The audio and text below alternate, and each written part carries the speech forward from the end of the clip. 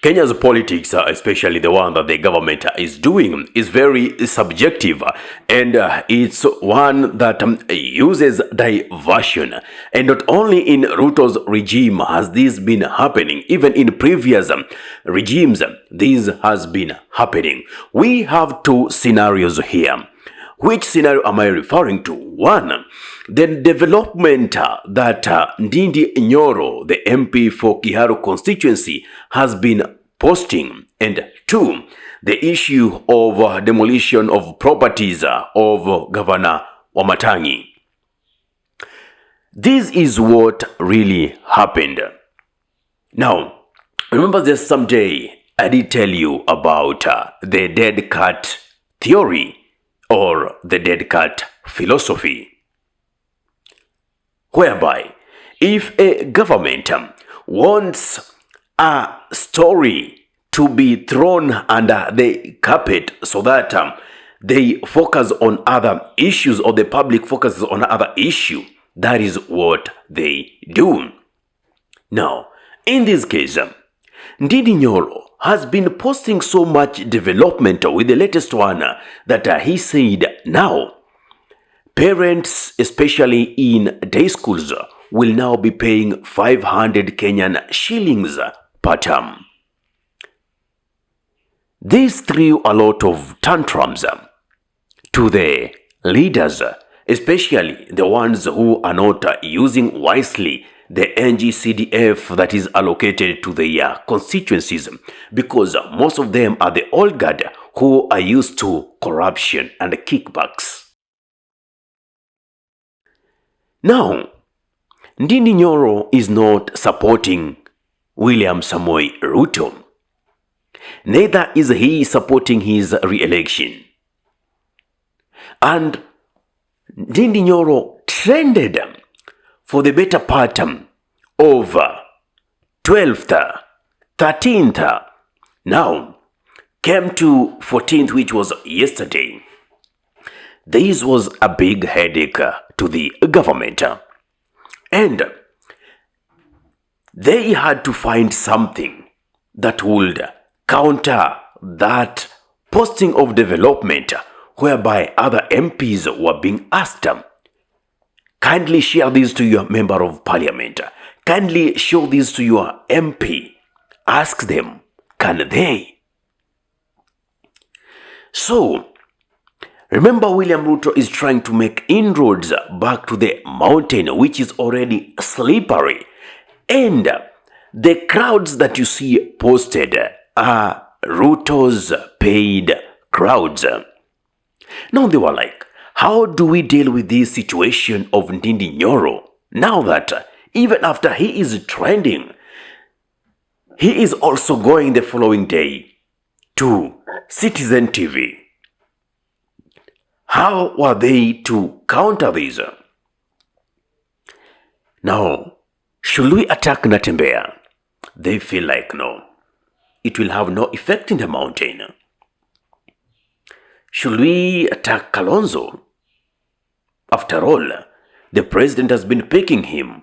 There is nothing much to vindicate Kalonzo on. They tried to check on Matiang'i. It wouldn't have any effect on the mountain region. Now here comes Governor Wamatangi, and they say, oh, okay, this has been a thorn on the flesh. There is a case of this man sitting on land leased to him by the Kenya Railway, and there was a time that that land wanted to be taken away, and they sought court orders to prevent that from happening because they have been doing it lawfully. And now they say, good, this is the right person to strike. Because remember, in politics, we are dealing with emotions. So they decide to demolish the properties belonging to Wamatangi. After that, you saw the kind of outrage that was created. In a flip, people forgot about Ndindi Nyoro and the developments he's been doing in Kiharo constituency. The media, the public shifted focus to Wamatangi's issue. And that is how the government doesn't want to see genuine leaders posting their developments because it will be detrimental to the planned lies and fake promises that they have been giving to the Mwananchi. President William Samoei Ruto is a monster. I don't fear to say that. That man is a monster. Because how do you claim you want to take us to Singapore, yet a person who is really trying to boost the education system of this nation, you try to water down their success? A person with a legit business employing people who depend on that building for their daily income or monthly income to go and elevate the status of their families. You take that down.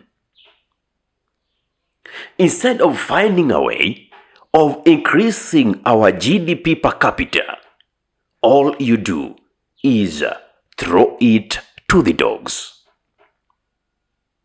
Tell me, how do we go to Singapore while the government is so afraid of progressive voices? How? Kenyans, this is where I always call for vigilance. I know we are going through many tough times, but could we just emulate principles like Wamatangi's?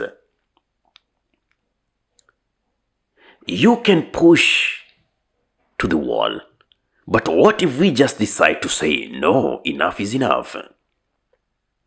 Just because Wamatangi cannot side with William Samoei Ruto, just because he cannot sign for the atrocities committed by Ruto's administration, he becomes an outright enemy. He becomes the target.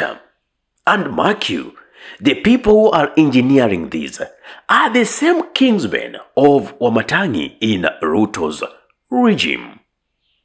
What a shame.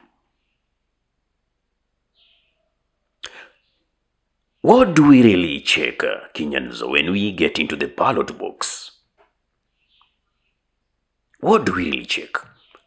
The leader who gives us much handouts, that is the person we feel is going to lead this nation to the Singapore-like nation or the Canaan that we've been talking about?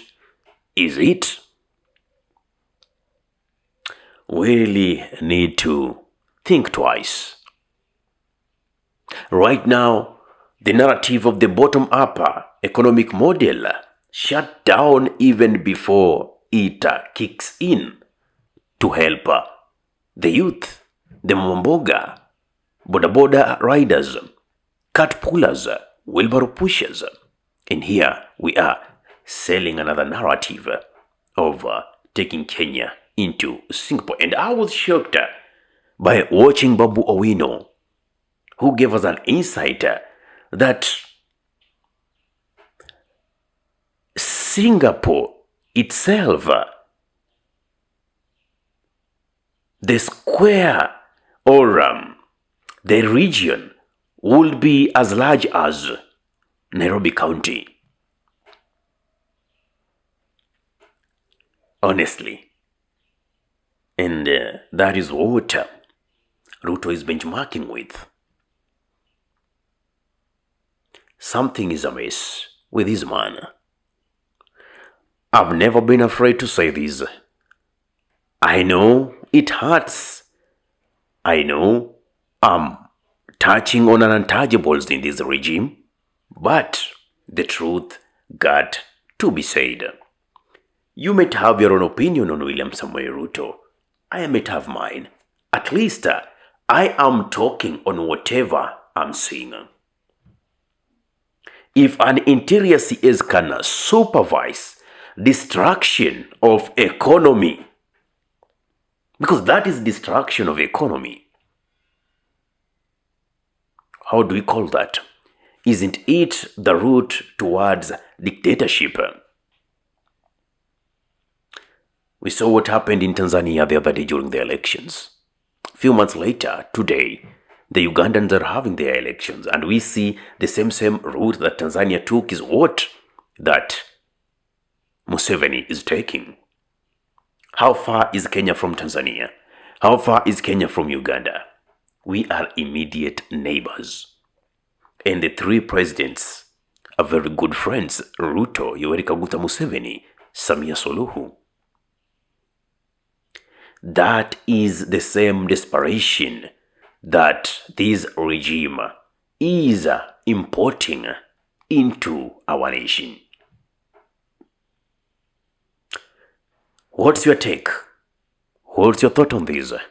Kindly give me that in the comment section below. If you love watching content of this nature and you're watching from my YouTube channel, kindly subscribe and press the notification button so anytime that we are live or we upload content of this nature, you'll be the very first person to be notified. Ahmed Khalif is my name for the Unscripted Talks here in Dub Radio.